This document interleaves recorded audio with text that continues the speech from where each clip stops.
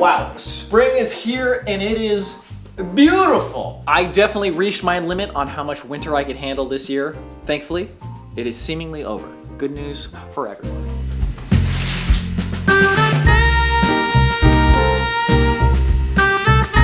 Neutral density filters. These basically act as sunglasses for your camera.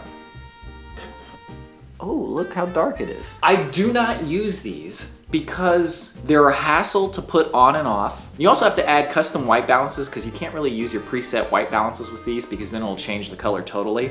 And even if you set a custom white balance, it'll still make the colors look a little weird. Let's go try this out real quick. So when you shoot video, you want the shutter speed to be a certain amount so that you get like this natural looking motion blur and it looks nice. It's not like a rule or anything.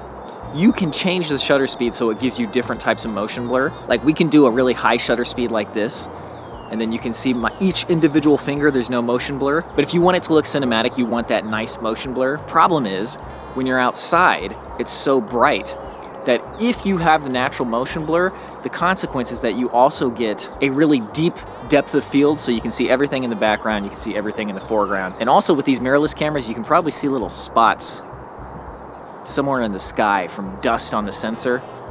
In ideal situations, you'd be able to clean the sensor, you wouldn't have that problem. So with an ND filter, you can slap this on, and you actually have to twist it on.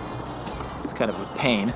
Then you can open up your aperture while keeping your shutter speed the same. And you can still have a shallow depth of field where I'm in focus, but the background is nice and smooth back there, and still maintain that nice motion blur. Although, like I said, you need to set a custom white balance, which I think this one is. But if I go back to the preset sunny white balance, it looks weird. And then if I go to this one, it looks right, but there's probably still like a yellow cast on it. I don't know. Maybe I need to get a more expensive ND filter.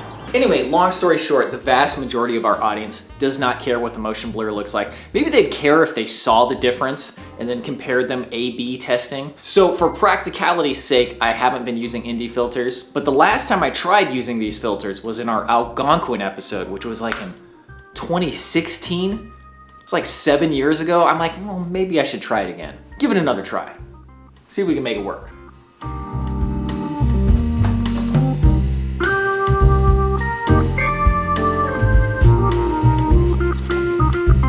So these are the Thinkplus Livepods LP75. My dad got these for me for running, and I'm very happy with my AirPods, but they have little loops to go around your ear so that they don't fall out while you're running. Now, I don't have any problem with AirPods falling out because for whatever reason, my ears are shaped perfectly for these. So I can run, I can do whatever, and it's no problem. But let's give these a shot.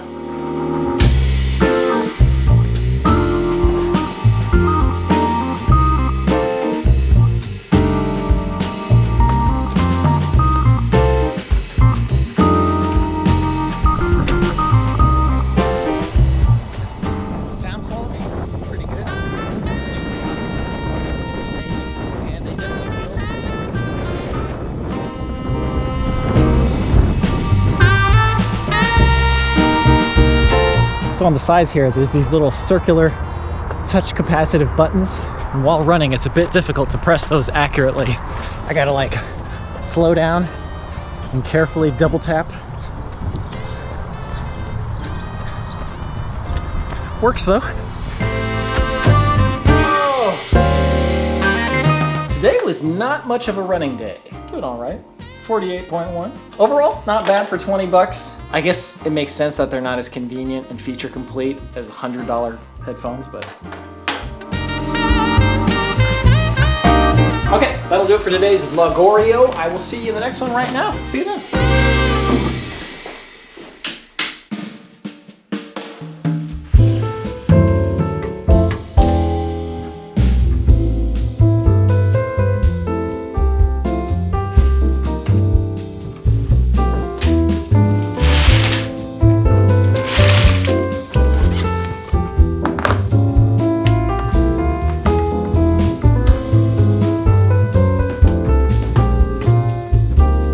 Oh, you know I also want to give an update on this car. First of all, it is fantastic. But the second thing is, there's an L drive mode, and apparently this is the so-called one-pedal driving. And with this, you can get ridiculous mileage. I didn't use it when I first got it because obviously I wasn't used to it and I didn't like the way it felt. But I was talking to a buddy of mine who has a Bolt, and he was like, oh, I love that one-pedal driving. It's like, oh, you know, I should try that. And actually, now I love it. It's so easy to gradually come to a stop without having to use your actual brake pedals. So not only am I getting better gas mileage, I'm also getting less wear and tear on my brakes.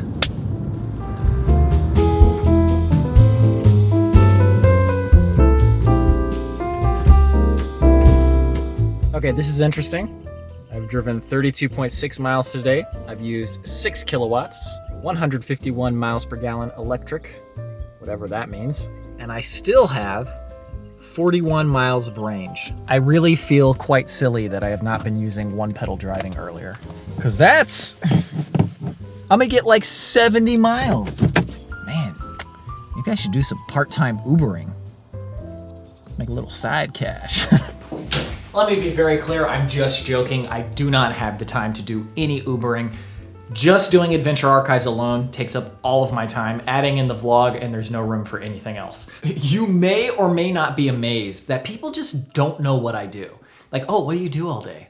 I'm like, I'm editing videos and writing music. These videos don't make themselves. I swear, there are multiple members of my family who just have no clue what I do. Like, I explained it to them already, and they don't understand. Like, I'll go talk to them like, oh, what do you got going on today? I'm like, what do you mean, what do I got going on today? Just because I can stop working at any time because I don't have a boss per se, does not mean that I don't have work to do. As you may be able to tell, it's kind of an annoying thing. So, as I've already discussed, we're going back to Japan this year. Humongous thank you to Joe, and I will tell you why we're thanking Joe later, but Joe, if you're watching, thank you. So, the last time I went to Japan, I filmed everything on the Panasonic GH5. And I was watching some of those old Japan videos, and one of the best parts about those videos is how good the stabilizer is on that camera. For all of the wonderful qualities that this Sony a7S III has, its stabilizer is just not one of them. I don't know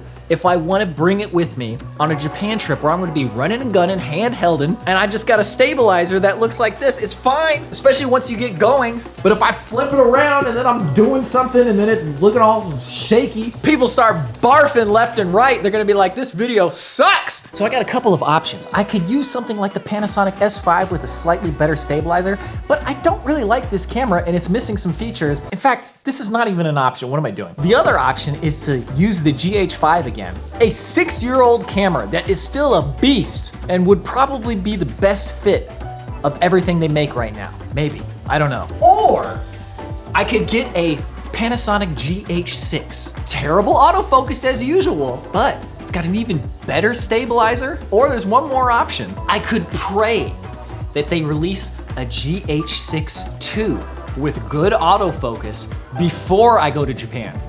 I still got a little bit of time left. It is possible. Will it happen?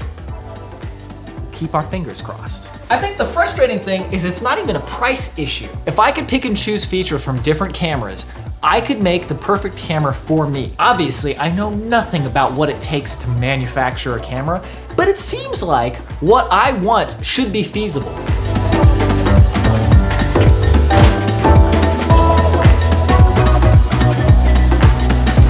All right, first mow of the season. How many? I want to see if I can mow it only 8 times this summer. Is that possible? Just 8 times. That's it.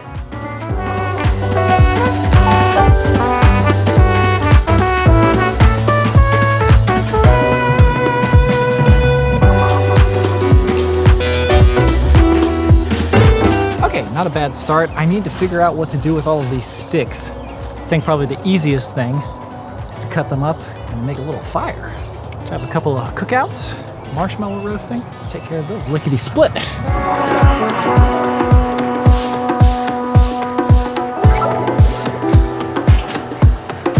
Maybe cutting it once a week or once like every 1.5 weeks.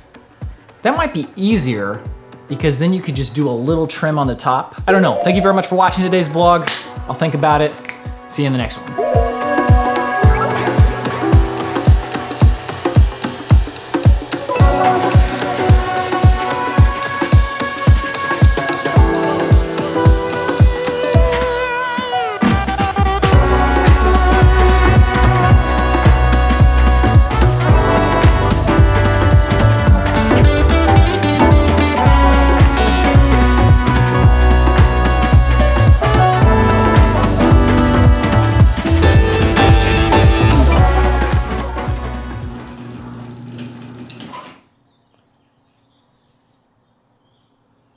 Oh boy, I hope that bee can find his way out. Oh, stay away from me!